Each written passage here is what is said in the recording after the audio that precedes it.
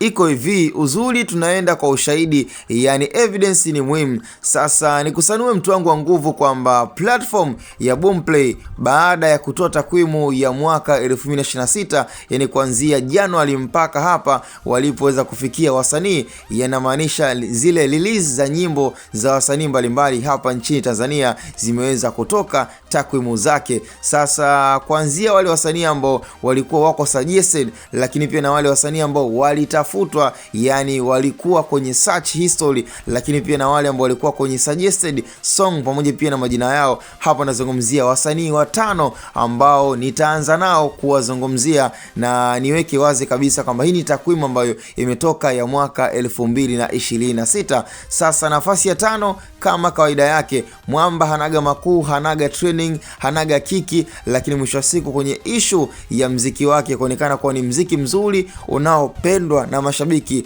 basi hakuna kama Jay Melody. Huu ni uhalisia, kijana acha apewe maua yake, dogo acha asifiwe. Jay Melody bwana, kwenye issue ya kutokupenda kiki ni mtu ambaye yuko poa sana, na hata watu wa karibu kuanzia mashabiki, wasanii mbalimbali wameshalizungumza kwamba Jay Melody ni mtu ambaye hanaga makuu, yani ni mtu ambaye anapenda sana kujitenga na anaishi maisha yake. Sasa kwa nafasi ya 5 ameshikilia yeye Jay once again. Nafasi ya 4 ni Toto Badi, kaka yetu Omari, ambaye ameshikilia nafasi hiyo ya 4 kuwa kwenye takwimu ya Boomplay kwa wale wasanii ambao walisikilizwa, lakini pia na wasanii ambao pia walikuwa suggested na nyimbo zao. Mario ameshika nafasi ya 4. Nafasi ya 3 imeshikiliwa na kaka yetu Rajabu Harmonize, CEO wa Konde Music Worldwide, ambaye pia na yeye ameweza kuingia kwenye top 3 ya wasanii ambao walikuwa suggested, lakini pia na nyimbo zao zilikuwa searched katika search history ya platform ya Boomplay.